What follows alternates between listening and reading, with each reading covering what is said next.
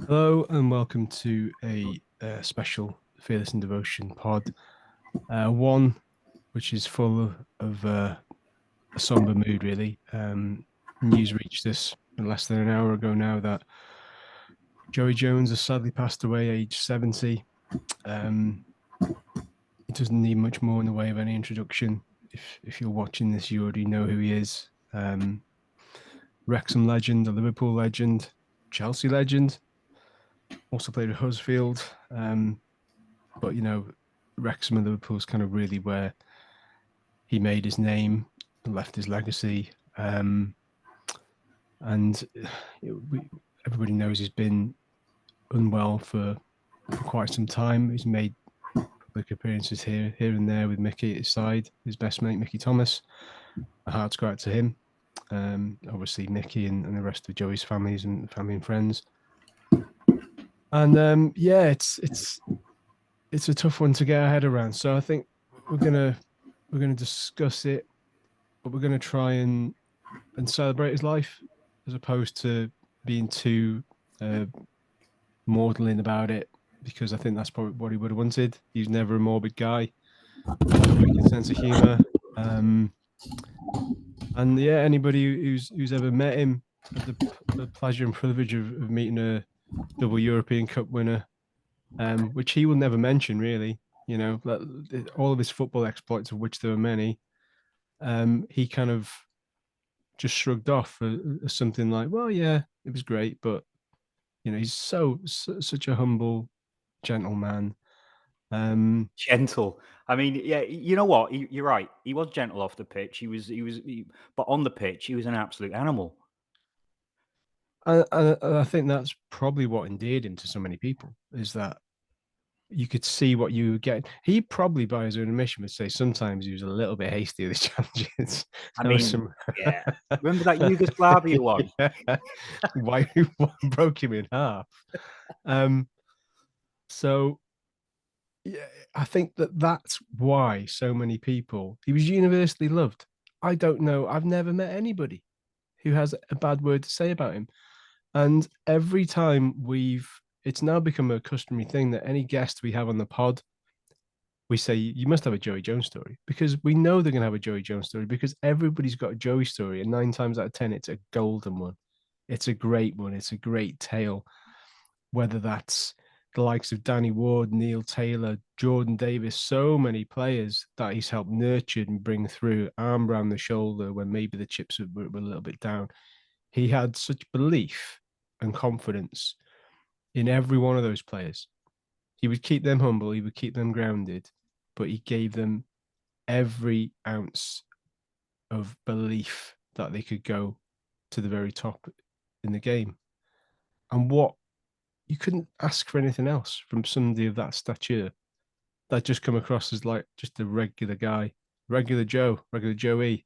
Um, and yeah, I'm kind of, this is quite cathartic. I think this is probably helping, because I imagine I've definitely shed some tears this morning. And I I know of think you're which right, there, though. I think you're right. I don't want Joey would want us sitting around no, moping. no, Look, I think we've sort of known it might be coming, and we've tried to get ourselves ready for it. But when it comes, yeah, it hits you as hard as a Joey tackle, to be honest.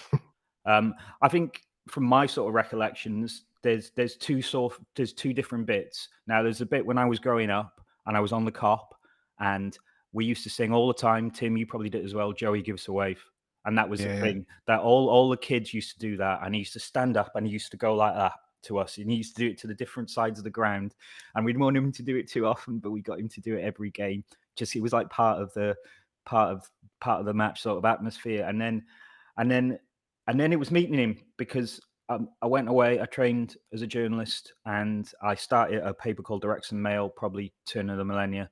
I was scared of him at the first time I sort of saw him, but you know, once you met him, you knew straight away he was someone who had time for everyone. Like, the amount of times he used to walk around Wrexham with his dog, and he just used to spend the whole afternoon just talking to different people. Like my brother-in-law's lived on the same estate with him, and he was chewing his ear off, and my brother-in-law's not a massive Wrexham fan, but loved talking about the old days at Liverpool. And you forget that he's a double European. I forgot that. I forgot he'd won it twice.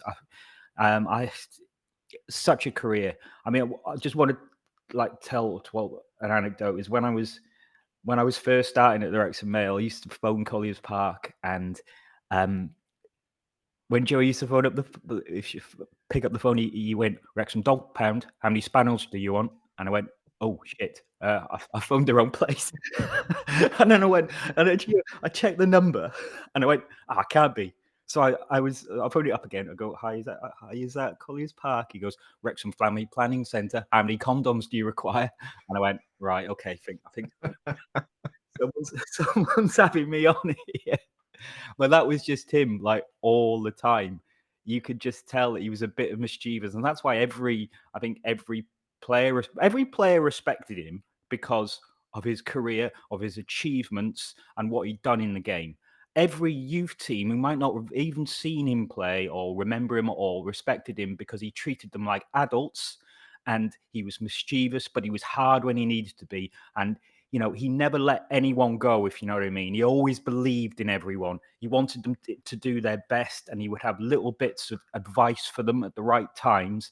And that was the strength of Joey. And that's why Brian Flynn and Kevin Reeves saw themselves as not, as a trio.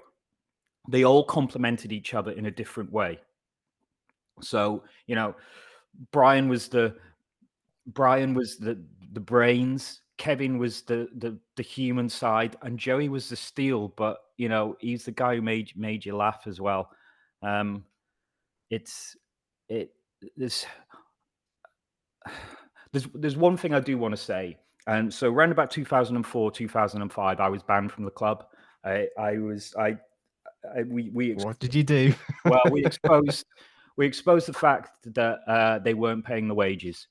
Fair So enough. yeah, so Mark Gutterman, and who was a foil for Alex Hamilton, had stopped paying the wages, and they were late for a couple of months, and we did that. We put it on the front page of the Daily Post, and I was banned from all Wrexham FC property for life. I mean, when we went down, I wouldn't have minded that carrying on, but you know what I mean. Yeah, but the whole club was instructed not to speak to me. So players were told not to speak to me. The management were told not to. And Joey took me to one side and said, "You can speak to me anytime you want. I don't care what this lot think. I think anytime you need anything from me, here's my mobile number. You just speak to me." And for a young reporter who thought he'd done something wrong, who thought he'd never be able to work in the game again because of what had happened, that was priceless for me. That was the true measure of him, and that just made me feel so much better that I had someone I could get stories from. Look, in the end, the ban was lifted after a couple of days, but what Joey did then when he didn't need to just stuck with me, and it's always stuck with me, and it's always been my measure of him. Liam, what was your experience? Mine's quite different because I never actually had the privilege of seeing Joey play, but all I can remember is that from a very young age, I knew this man was basically the epitome of Wrexham Football Club. I think one of my most formative memories of like coming to support Wrexham was I don't know why we were there, but my mum took me down to Collier's, and at the time they had a little shop selling a few little gifts. There was like this little trophy that said Wrexham's #1 fan. I thought that made me a top red if I could buy that. So she bought it for me, and I think Joey was Can't actually buy that, mate. That needs to be presented to you. well, who better to present it to me though than I think Joey was hanging around by the desk at the time, and just a very sort of humble, incredibly nice man, but someone you were instantly in awe of. I can also remember his many dog walks round Irvig, and I think something that summed up for me just how trusted he always was at Wrexham Football Club. It was around the time that Dean Keats was appointed as manager for the first time. and I came across him on a dog walk, and I'm almost 100% certain he was being asked if Dean was suitable for manager just by the words he was saying.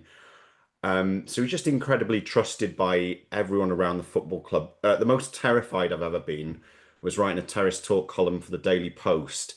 It was on the subject of the youth academy and basically how we needed to kick it back into gear and get it producing again.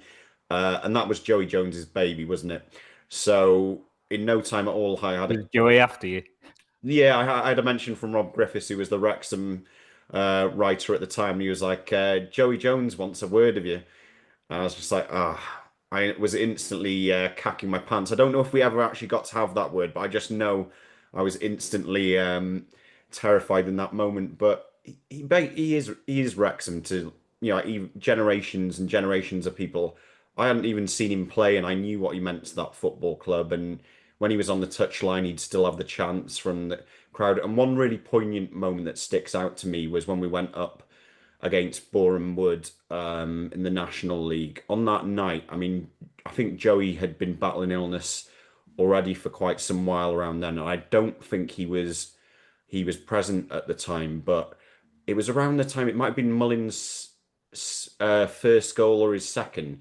This chant just out of nowhere went round the whole ground of "Oh Joey, Joey," and it was just so fitting. It just told you, what he meant to Wrexham fans. That in that moment, years down the line from when he was playing or anything like that, a really important moment in our history, and everyone just wanted to mention his name and make sure that we never forget about such a great man, such a legend for this football club. So I don't think you can compare anyone. There is no one in Wrexham's history for me that like legend almost doesn't do him justice enough. There's got to be another term for him, but yeah, what a guy. Just a true one off. And you don't use that lightly. I've never met anybody like him. I never will.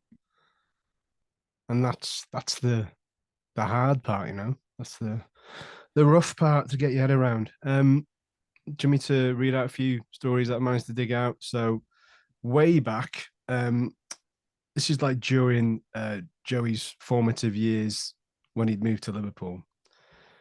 So I think this is before kind of his first game. Joe Fagan gave him words of encouragement for his debut match, and he recalled, "I was nervous before every game. I'd only been at Liverpool for a month. They used to say that players going there started in the reserves and moved up to the first team. I was different. I started at the top and I finished in the reserves." uh, so, I mean, you can just hear him saying it, can't you? You can just hear him saying it. There's another one. Gaz Owen told this story a few years ago when he first met when Joey Jones, first met Gary Bennett. Gareth Owen told this story. So Benno, psycho, rocks up, Joey Jones. So this is basically Gary Bennett's walking through the car park at the club and sees Joey. The first thing Joey says to him was, "Are you signing for us or what, you Chester twat?" That's basically what he said to him. having been to Chester previously. Do you know what? There's no better accompaniment to these stories than Joey dressed as a Russian with a gun.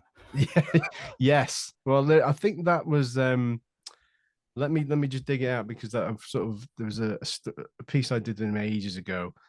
Is that a Davy Crockett hat or is that a Russian hat? Looks like a coonskin hat. It's obviously right. No, sorry, he's Davy Crockett. He's not a Russian. Oh. Joey made I think 70, I want to say 78 appearances for Wales. So I think this particular photo you're holding now of him with a gun and the hat and everything might be relating to the match in May 30th, 1981. Joey and Wales held to a goalless televised draw by the Soviet Union for 30,000 fans at the racecourse. And Joey basically said they had some of the all-time greats playing for them. Kipiani, Chivadze, Oleg Blokhin, who I had to mark. I did great against him at Wrexham as man of the match. I was given a Russian samovar. It's like a tea and I've still got it at home. Obviously, the return fixture ended up in a 3-0 defeating Tbilisi with Blokhin amongst the scorers. But yeah, just I mean, so many. There's another story there. This is within the last year. There was a a kind of a semi-secret event fundraiser for Joey last September. My dad went to it. My dad spoke to Joey, and my dad kind of asked him how he was. And Joey remembered that my dad had been through some health issues. And Joey said, "I'm fine. People are saying I'm losing my mind, but I can't remember." So basically said that. So just take sort of making light of a really, terrible kind of health situation, really. So, I mean, we could go on and on. There's so many stories. Just to read out a few tweets. Obviously, one from Mickey. This morning, I lost my best friend and soulmate, Sir Joey. Our memories will never fade. Today, my heart is broken. Love you, Sir Joey. R.I.P. My condolences are with Janice and all the family. There is the great picture from back in the day where they used to travel probably to Chelsea, but never stayed down there, and always used to commute home back to Llandudno, where Joey's No, from. yeah, that's it. They were such homebodies. Unbelievable. They hated not being in North Wales. So they used to drive down the night before on a Friday night, go down the M1 to Chelsea, sleep in the dressing room, play, and then drive back. I mean, imagine that. And that's why they're both very, very fondly remembered in Chelsea. Right. I want to put another one up, Tim. Yeah. And there's a little bit of a story behind this one. Do you know the story behind this one at all? I kind of remember. I think he's kind of want to say he's 82. He's got his full Wales kit on. That mask, I think he wore to scare the shite out of Mickey with. I think that's what it was. So he loved this mask. So this is from Gordon Davis before the Arsenal match. Another thing I remember before the game is Joey brought along one of those full-faced old man masks. I went to the toilet before the rest whistle and put a towel over my head. I came back into the dressing room with the towel still on my head. All I could see were the football boots of the lads. Joey comes over, puts his arm around my shoulder and says, "Come on, Gordon, give it everything." I put my head up and he had the mask on. I absolutely shit myself and said, "Jesus Christ," and shouted across the dressing room. Joey said, "This game's affected me already, Gordon."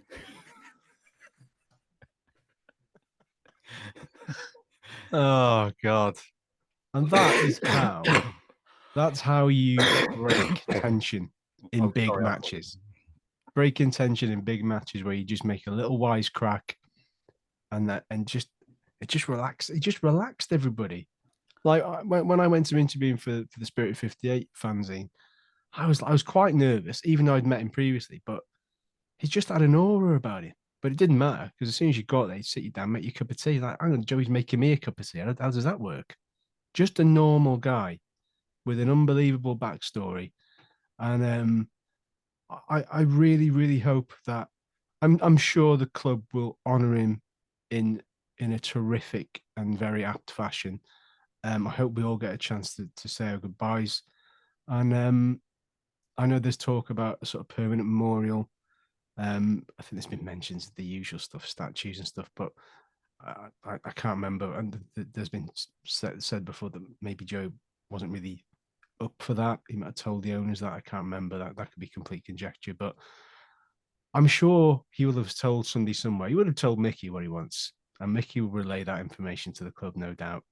But there has to be a permanent reminder and a memorial to him because I can't think of many modern day legends who have given their entire life to a club. An entire life. No, you're right, Tim, because it's not just starting at the youth team. It's not just going away, but always seeming to come back. It's also to finish and then spend so long as not just the youth team. And I tell you what, I'd never seen Joey more in his element. Remember in Colliers Park where they had the Brian Flynn created it was the academy, wasn't it? It was one up from a centre of excellence. They were upstairs. They had their own office. There was Steve Cooper in there. There was Tony Humes who was running it. There was a few coaches like Steve Weaver knocking about and Joey. And Joey was just in his element there. He was there at the centre of the youth development, not for Wrexham, but for North Wales. And a lot of great players came through that. And that's the measure of how long Joey was involved with this club. He never wanted to be the manager. He was the caretaker manager a few times. I think 3 times. Overall, he never wanted to do it. He was happy, when Dennis Smith came in, and he still had a role. He had a role because Dennis could have come in and absolutely wiped out the coaching team. Any remnants of 15, 16 years of Brian Flynn, he didn't. He wanted to keep Joey around, and he used Joey for the experience, and really let him get on with what he wanted to do, which is really develop the next stage of youth. And I'm just going to put a Jordan Davis tweet up now. Rest in peace, Joey Jones, a true legend in every sense of the word. I'm so grateful for everything he taught me. He paved the way for so many young lads, and he's right, he did. So many people owe their careers to Joey just because he never gave up on them. And I think that's really how that's what he will want to be remembered. He created Just them like in his mold as well, didn't he? Because you can have all the talent and ability in the world, but if you haven't got that steeliness, that sort of Joey Jones mentality to run down and get the ball, chase everything, then it just won't work out for you. And I think he instilled, if you speak to anyone, I think when we had Robbie Evans on, just the amount of players they always reference him, and they always say that spirit and that pride of playing for Wrexham came directly from him. And you can't quantify that. That's something, that will live on through the people that he's brought through. Just going to share something else now. This is from Jamie Carragher, and it's probably what most people in Britain remember Joey for. It's this brilliant banner. Joey ate the frog's legs. He made the Swiss roll. Now he's munching Gladbach. So that must be his second European Cup final for Liverpool. That became one of the all-time iconic banners. Every tifos and things like that, they can't get clear. They can't get near to that. That's Liverpool set the bar high with that flag. They've set the bar high. I mean, they do some great banners, Liverpool, to be fair, but that banner, the thought behind it, what it means, it still exists. He was reunited with it not long ago. There has been mention already of potentially obtaining that flag for the Southampton away game, because I believe Liverpool are kind of playing Crystal Palace the same weekend, so there's every possibility we can maybe obtain that flag and square it off with the powers that be, Southampton, to unfurl that. Maybe prefer it at home. I'd prefer to do it. Yeah. I mean, look, I think there's going to be this isn't just a one game memorial thing. This has got to be several things. This will have sent shockwaves through the football world. We're seeing that. This isn't just affecting Wrexham, it's affecting Liverpool. It'll affect every club he's played for, but beyond that, he transcended football. This is what I'm saying. It doesn't matter about the football side of things. It's him. It's him as a person.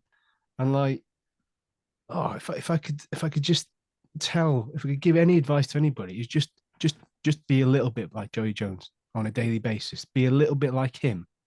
Do a kind thing every day, because he did. He was kind every day just by virtue of being him. I never saw him have a cross word. I never saw him angry, apart from when he was on the pitch.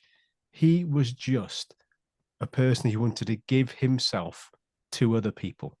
He was selfless, and he literally encapsulates, to me, everything you'd want to be as a human being, in terms of just being warm and gentle and loving and kind, and he had picking your time battle for people. He had time for everyone. all the time. Pick your battles. And he picked his battles when he crossed the white line, and he left his battles there.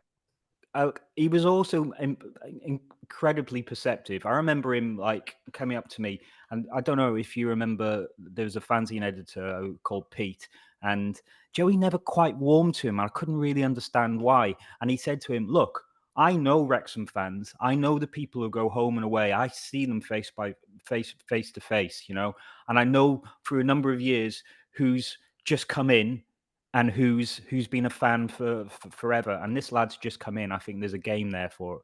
And you know what? He was right, because that fella disappeared about two years later, and we never saw him again. So Joey picks up on stuff like that. Joey, I would love to have known what he thought about the Hamilton era and what he wanted to do, and how it affected everyone, and how happy he was when we got the club back.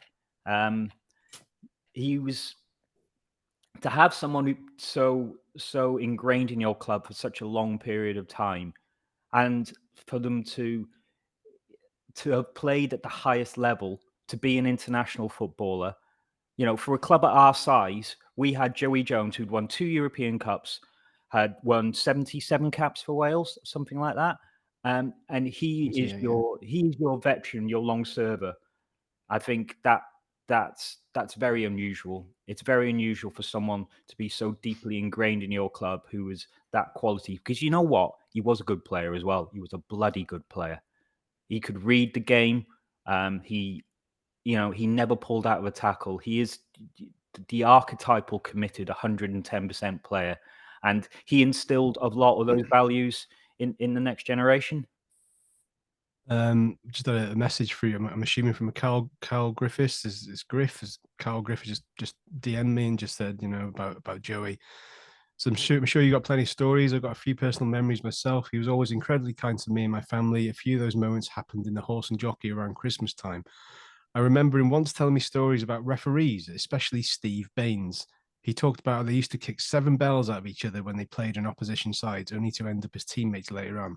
He then added that Steve was actually the referee that night for a cup replay at Scunthorpe. So it's just endless. Everybody has great stories about him. And one thing I will say is that Joey Jones never let any of us down, and we will not let him down in any tributes that are made. And I think it's going to be a massive outpouring of grief, but I think it's going to be full of colour, full of celebration, full of life. It's exactly what he was. And just a word on Mickey and Joey, because obviously, our condolences to Joey's family, but also our condolences to Mickey, because it's hard for what Mickey's going through at the moment, because that is his best mate. They have shared everything together through a very long and varied football career. Now, it's rare to get one player through a youth system who can go become an international, but we had 2, and they were from down the road from each other. And that gave them a special bond that 2 players very, very rarely get. They traveled up together all the time. They were at the same clubs. They were at Wrexham. They were at, Wrexham twice. They were at Chelsea together, and they just stayed good mates all the way through. And, Because these. Yeah, because to have one club legend, we had 2, and they were around about the same time. And so our heart goes out to Mickey to deal with this, and I'm sure he'll be on at some point to talk about him. I've sent in a message, sort of extending our deepest sympathies from all of us here.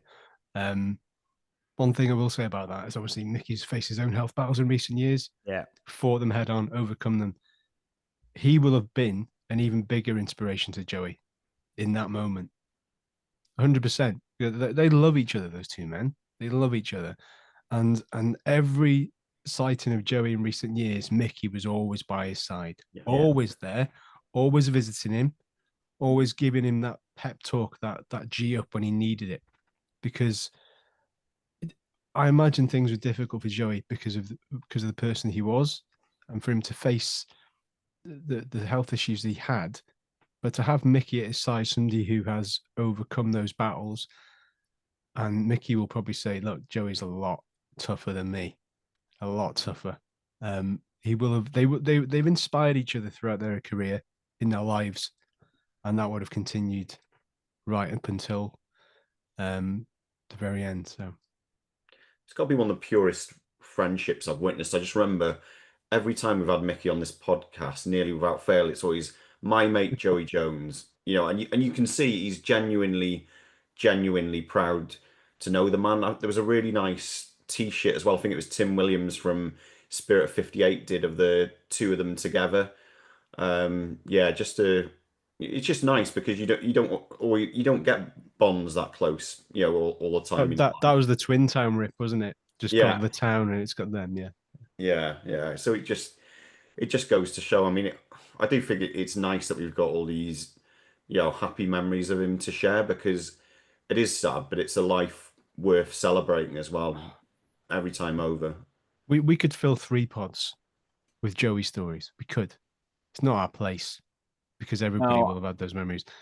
And I think, have you got the Neil Wainwright tweet, Andy? Yeah, I'd like to end on this, to be honest, because I think I was at this game and I remember, like, as soon as you've posted that, I remember it vividly, because I remember Dave Lovett writing about that in the paper the next day about what Joey said to. Yeah, so he says Neil Wainwright, who came through the youth system, went on to Sunderland and had a pretty decent career. He says, "I'll always remember the 4 words he gave me before I went out for my league debut. He just looked at me and said, 'Be a hero, Wally.'" That was at Blackpool. Yeah. That was Blackpool away on a Tuesday night. Joey said that. Neil Wainwright goes on, scores the winner, and it was a ripper, Yeah, I mean that in a nutshell is how inspirational it was. One sentence. Look how it affected him, and look at the sort of career Neil Wainwright went on to have. Yeah, brilliant.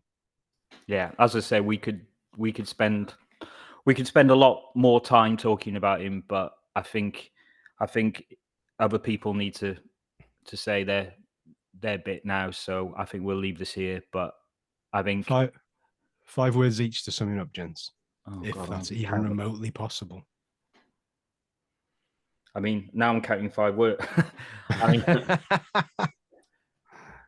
mean, look, it's more than 5 words, but they say never meet your heroes. Well, I did, and he was fucking brilliant. Yeah. All I can think of is just, I'll probably keep to 3: humble legend. Oh, actually, no, I've got it. Humble legend, hard as nails. The greatest of all time. Yeah, I would say Mr. Wrexham. For the length and the quality he had as a man, as a player, and Wrexham FC were the people who were recipients of that, and we will always be grateful for Joseph Patrick Jones. Was it? Yeah, Joseph Patrick Jones. I'm so glad he saw these back-to-backs. Yeah, so glad he saw it. Yeah, and the team will do him proud this year. Yeah, we salute you, Joey. Like that.